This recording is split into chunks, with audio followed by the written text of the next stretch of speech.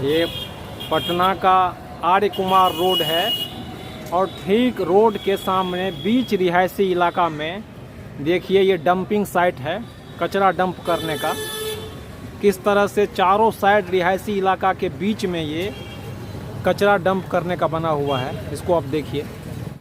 नमस्कार, मैं पंकज कुमार।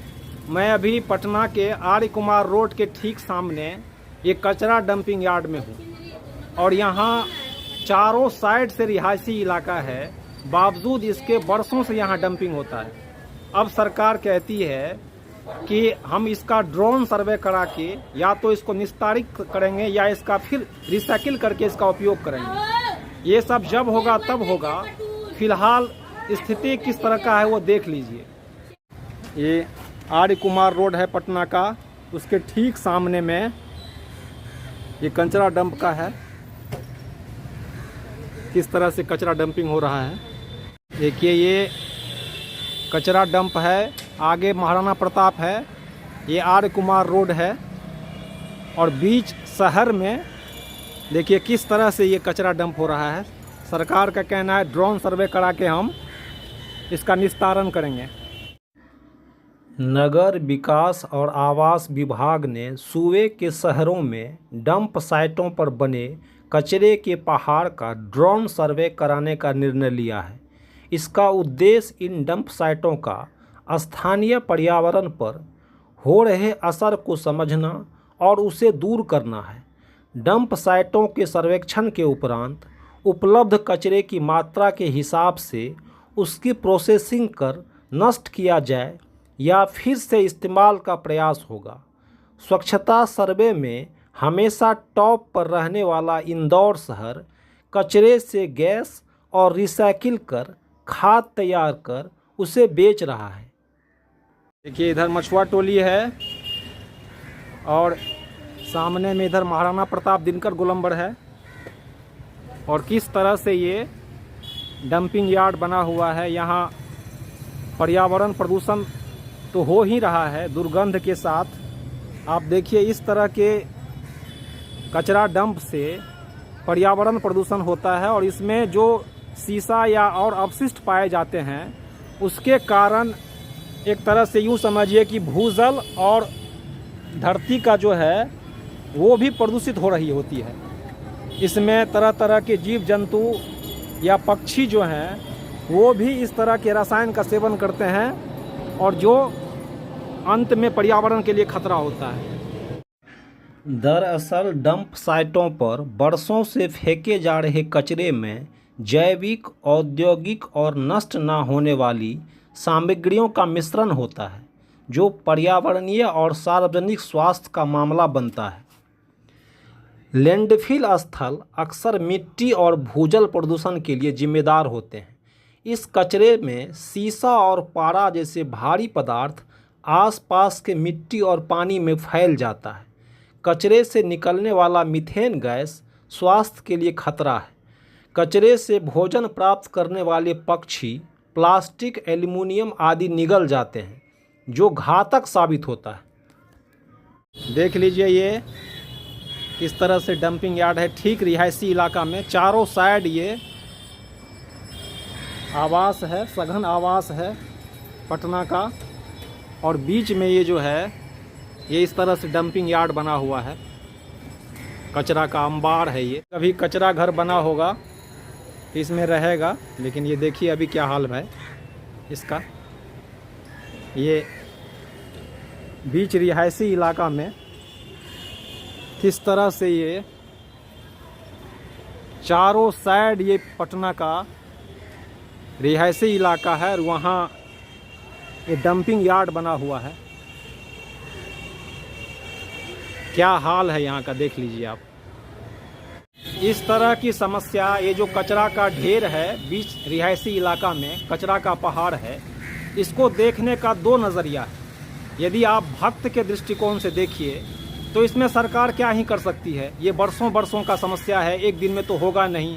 सरकार कह रही है, घोषणा तो की ही है कि हम ड्रोन सर्वे करा रहे हैं, लेकिन यदि आप एक जिम्मेदार नागरिक की नज़र से देखें तो ये जो बरसों से 20 वर्ष से ये इस तरह का है बीच शहर में, रिहायशी इलाका में, तो सरकार पे, नगर निगम पे सवाल तो उठता ही है। ये चारों साइड ये पटना का रिहायशी इलाका है, चारों साइड रिहायशी इलाका है। ये सामने में महाराणा प्रताप भवन है, ये महाराणा प्रताप भवन है, ये आर कुमार रोड, और यहीं ये कचरा को पटना में डंप किया जा रहा है। बरसों से ये चल रहा है। किस तरह दिखता है ये देखिए, यहाँ ये दुर्गंध, प्रदूषण बीच शहर में, यहाँ से सब कुछ दिखता है सबका। देखिए ये यहाँ से यदि आप देखिएगा तो ये प्रशासन और नगर निगम की विफलता, सरकार किस तरह काम करती है, घोषणा क्या होती है, और ये बरसों से चल रहा है। अब सरकार कह रही है कि इसका हम ड्रोन सर्वे करा के या तो इसको डिस्पोज करेंगे या इसका रिसाइकिल करके उपयोग करेंगे। देखिए क्या सिचुएशन है यहाँ। यहाँ 2 बजे तक काम होता है, 8 घंटा काम दिया जाता है। अच्छा। और वेतन 1 से 15 तारीख के 10 तारीख के बीच में आ जाता है। हाँ। काम कुछ नहीं ज़्यादा रहता है, भारी। ठीक है। और दिन में कितना ट्रिप मारना है? दिन में 3 से 4 ट्रिप मारा जाता है। किलोमीटर 20 किलोमीटर चलाना पड़ता है। 20 किलोमीटर पर डे। हाँ, पर डे। अब महीना का कितना वेतन मिलता है? महीना का मिलता है 12,000 मिलता है, 2,000 पीएफ कटता है। अच्छा। हाँ। समय से वेतन मिल जाता है? नहीं, समय से नहीं मिल पाता है ना, बिल्कुल नहीं, समय से वेतन नहीं देता है। इसी से इसमें बहुत हम लोग बना पाता। पंचर भी होता है तो पैसा हाँ। ड्राइवर का ही लगता है। अगर रोड पे होता है तो गाड़ी खराब हुआ तो बहुत परेशानी, मतलब क्या है, तो बहुत तरह का परेशानी होता है। तो आप नगर निगम में किस पद पे हैं? हाँ, ड्राइवर है हम। आप ड्राइवर हैं? जी। अच्छा, आप कर्मचारी हैं कर्मचारी हैं। नगर निगम के, दैनिक हैं आप? तो यही समान बात है, सबके लिए यही दिन में 20 किलोमीटर चलाना है। हाँ? हमको 20 किलो नहीं,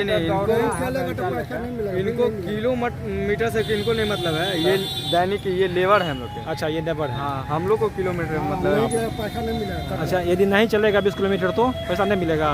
काट लेता है, काटेगा बोल रहा है। पैसा बहुत काट लेता है। पैसा काट लेता हर है? एक चीज में पैसा कटता है, पैसा करता है? हर एक चीज में। ऐसा कोई चीज नहीं जिसमें पैसा न कटे। अच्छा। ड्राइवर लाइन सबसे बेकार लाइन है, उसमें हर एक पैसा कटने का ही नाम लिया जाता है। काम दुनिया का है, काम की कमी नहीं है। काम 1 लाख मिलेगा और जब पैसा हर एक बार में कटेगा, एक चीज में कटेगा। 1 दिन नागा कीजिएगा, 2 दिन का तनख्वाह कटेगा, 5 दिन के भी तनख्वाह कटेगा। और यदि आप ये टायर खराब हो गया, कुछ हो गया तो अपना जानिए आप? टायर खराब हो तो कंपनी देता है। अच्छा। क्यों हम लोग लगाए अपना पैसा? अच्छा। बहुत बार लगाए, एक बार ना बहुत बार लगाए। हाँ। तो इस सिचुएशन में ये काम करते हैं। हाँ। पैसा जितना मेहनत करते हैं ना, हाँ। उतना नहीं आता है, तो अच्छा। थोड़ा मन दुखी हो जाता है।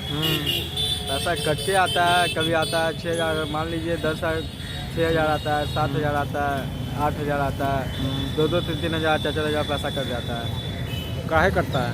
पता नहीं काहे काट लेता है। तो आप बोलते हैं दोबारा वो पैसा कभी मिलता नहीं है, कभी नहीं मिलता है। वो भी समय से वेतन नहीं मिलता वो है? भी समय से नहीं मिलता है। नहीं ना, हम लोग जब से निगम में काम पकड़े, साला किराया हम लोग का 50,000 का हो गया। जब निगम नहीं करता था ना तो किराया भी देते थे अच्छा से।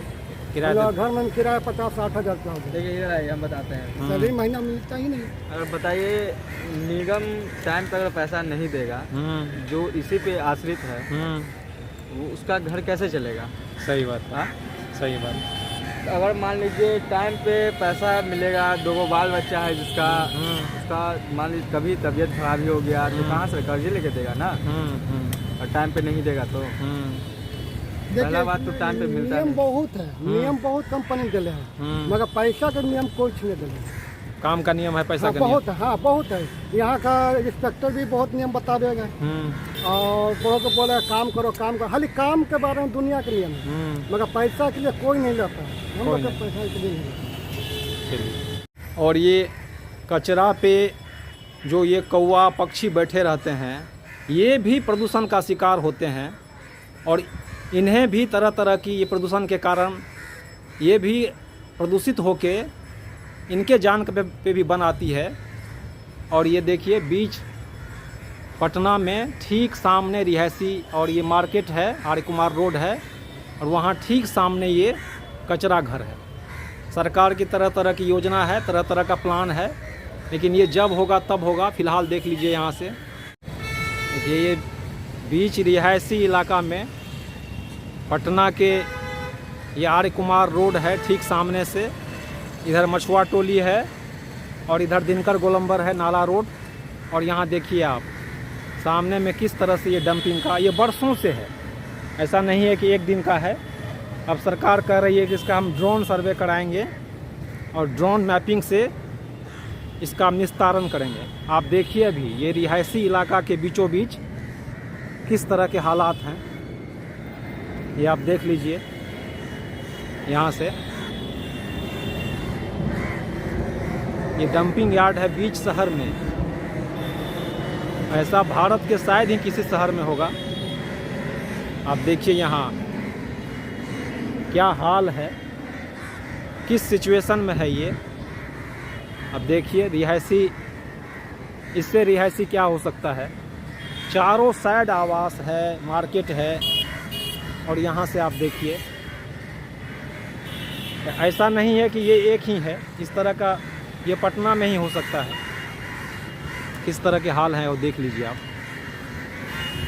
और ये चारों साइड रिहायशी है इधर, और इधर मार्केट है, सामने में मार्केट है।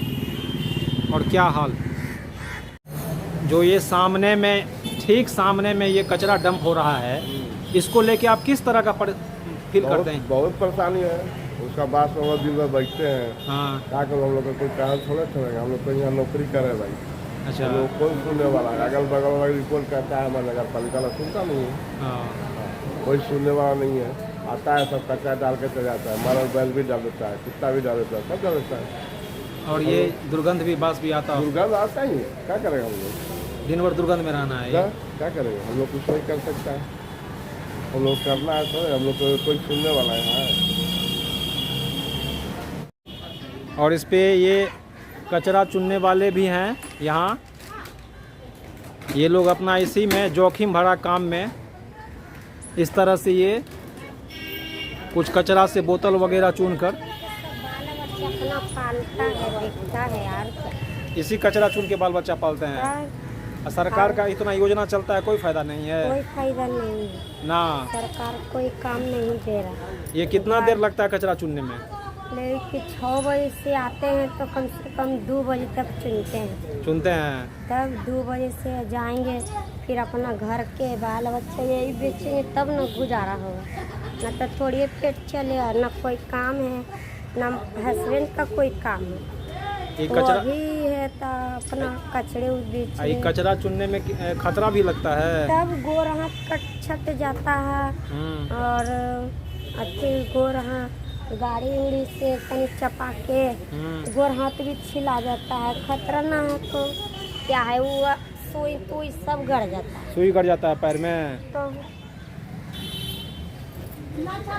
से ये लोग इसी में से ये कचरा भी चुनती हैं।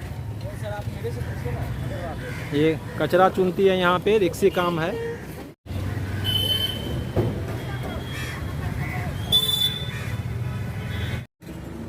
देश में इंदौर जैसे शहर, जिसका स्वच्छता में देश में पहला स्थान है, वो कचरा का रिसाइकिल करके उससे गैस बना के और तरह तरह के कचरा से रिसाइकिल करके करोड़ों रुपया कमा रहे हैं। वैसे पटना के कचरा को लेकर भी जब अश्विनी कुमार चौबे नगर विकास मंत्री थे तो वो कचरा से बिजली बनाने का प्रोमो दिखाते थे। ये सब जब होगा तब होगा, ये ड्रोन सर्वे करके इसका निस्तारण जब होगा तब होगा। फिलहाल तो ये हाल है, आप ये देख ही रहे हैं। आप देख रहे हैं पंकज का संवाद, पटना के आर्य कुमार रोड से। नमस्कार, मैं पंकज कुमार।